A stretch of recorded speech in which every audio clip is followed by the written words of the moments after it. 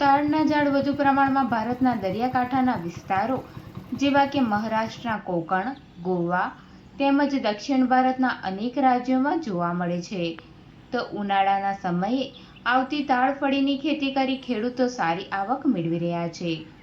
ભરૂચ જિલ્લાના અંકલેશ્વર તાલુકાના જૂના દીવા ગામમાં રહેતા ખેડૂત વસાવા દિનેશભાઈ લક્ષ્મણભાઈ બાપદાદાની ખેતી સાથે સંકળાયેલા છે.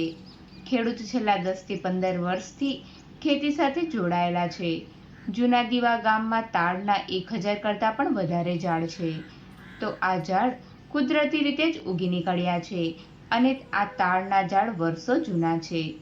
ખેડૂત દિનેશભાઈ લક્ષ્મણભાઈ વસાવા મજૂરો મારફતે એક દિવસમાં ખેડૂત દિનેશભાઈ લક્ષ્મણભાઈ વસાવા મજૂરો મારફતે એક દિવસમાં 5000થી વધુ તાડફળી ઉતારે છે. મજૂરી ખર્ચની વાત કરીએ તો તાડના ઝાડ ઉપરથી તાડફળી ઉતારવા માટે એક દિવસના મજૂરને 1000 રૂપિયા આપવા પડે છે. તો તેને કટિંગ કરીને કાઢવા માટે તેના 500 રૂપિયા આપવા પડે છે.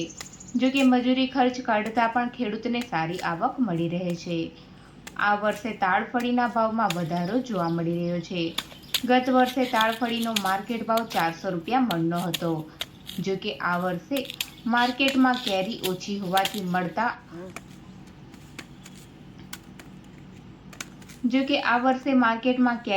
જોવા મળતા માંગમાં વધારો જોવા મળ્યો છે.